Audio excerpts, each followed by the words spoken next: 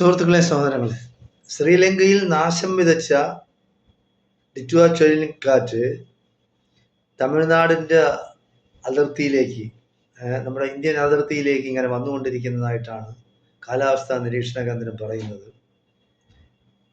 ഞായറാഴ്ച രാവിലെയോടുകൂടി ഇന്ത്യൻ തീരത്ത്, ചെന്നൈയുടെ തീരത്തേക്ക് എത്തുമെന്നാണ് അറിയുന്നത്. ചെന്നൈ, ആന്ധ്രാപ്രദേശ് ഭാഗങ്ങളും പുതുശ്ശേരി ഭാഗങ്ങളിലുമായിട്ടാണ് ഇങ്ങനെ ചുഴലിക്കാറ്റ് ഉണ്ടാകാനും ഭയങ്കരമായ കനത്ത മഴ ഉണ്ടാകാനും സാധ്യതയുണ്ടെന്നാണ് കാലാവസ്ഥാ നിരീക്ഷണ കേന്ദ്രം അറിയിച്ചിരിക്കുന്നത്.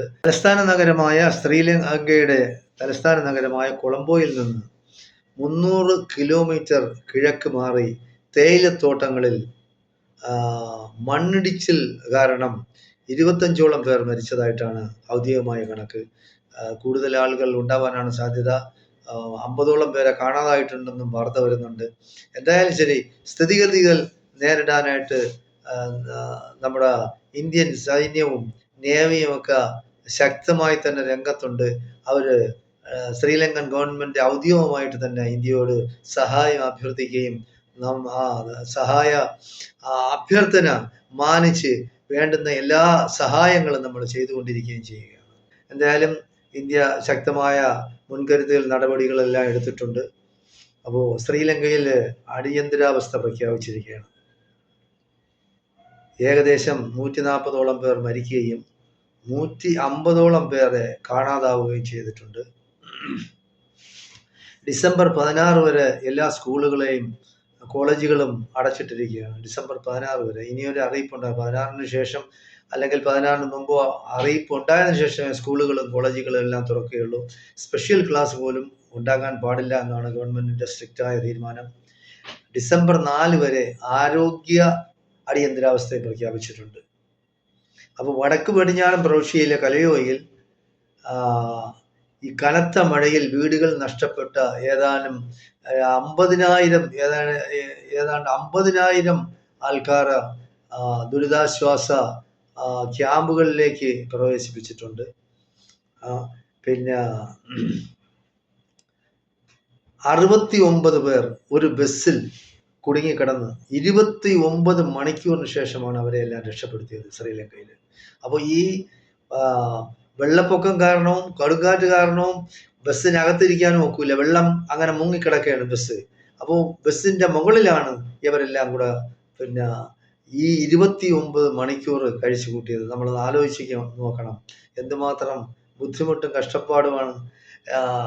29 മണിക്കൂറിന് ശേഷം ഈ ബസ്സിലുണ്ടായിരുന്നവരെ എല്ലാം രക്ഷപ്പെടുത്തി. നമ്മുടെ INS വിക്രാന്ത് ശ്രീലങ്കയിൽ തന്നെ ഉണ്ട്. എല്ലാ രക്ഷാപ്രവർത്തനങ്ങൾക്കും നേതൃത്വം കൊടുക്കുന്നുണ്ട്. രക്ഷാദൗത്യവുമായിട്ട് ബാക്കിയുള്ള സഹായങ്ങളും കേന്ദ്ര ഗവൺമെൻറ് പ്രഖ്യാപിച്ചിട്ടുണ്ട്. അത്യാവശ്യത്തിന് വേണ്ട ആഹാര സാധനങ്ങളും മെഡിസിനുകളും എല്ലാം ശ്രീലങ്കയിൽ എത്തിച്ചിട്ടുണ്ട്. ചൈന വന്നത് താമസിച്ചു പോയി. കാരണം ആദ്യമായിട്ട് സഹായം എത്തിച്ചത് ഇന്ത്യയാണെന്നുള്ളത് നമുക്ക് അഭിമാനപൂർവ്വം എവിടെയും നമുക്ക് പറയാമെന്നുള്ളതാണ്. ചൈനയൊക്കെ വന്നപ്പോഴത്തേക്ക് താമസിച്ചു പോയി. കാരണം ഇതെല്ലാം കെട്ടിറങ്ങിയിരിക്കുകയാണ്. തൽക്കാലം ശ്രീലങ്കയിൽ ഈ ചുഴലിക്കാറ്റും മഴ ഇപ്പോഴും തുടർന്നുകൊണ്ടിരിക്കുന്നുണ്ട്. പിന്നെ വാർത്താവിനിമയ ബന്ധങ്ങളൊന്നും ഇതുവരെ പരിപൂർണമായിട്ട് പുനഃസ്ഥാപിക്കാൻ കഴിഞ്ഞിട്ടില്ല. പിന്നെ ഈ വിമാന സർവീസുകളെല്ലാം കൊച്ചിയിലേക്കും തിരുവനന്തപുരത്തേക്കുമൊക്കെയാണ് തിരിച്ചു വിട്ടത്. നേരത്തെ തമിഴ്നാട്, ആന്ധ്രാപ്രദേശ്, പുതുശ്ശേരി ഭാഗങ്ങളിലേക്ക് വരുമെന്നാണ്, ഞായറാഴ്ചയോടുകൂടി എത്തുന്നതാണ്. പിന്നെ വേറൊരു സ്ഥിരീകരിക്കാത്ത റിപ്പോർട്ടുണ്ട്. അതായത് തമിഴ്നാട് ഭാഗത്തോട്ടൊന്നും വലിയ ബുദ്ധിമുട്ടുണ്ടാവുകയില്ല, അത് ചിലപ്പോൾ അകന്നു പോകാൻ സാധ്യതയുണ്ട്.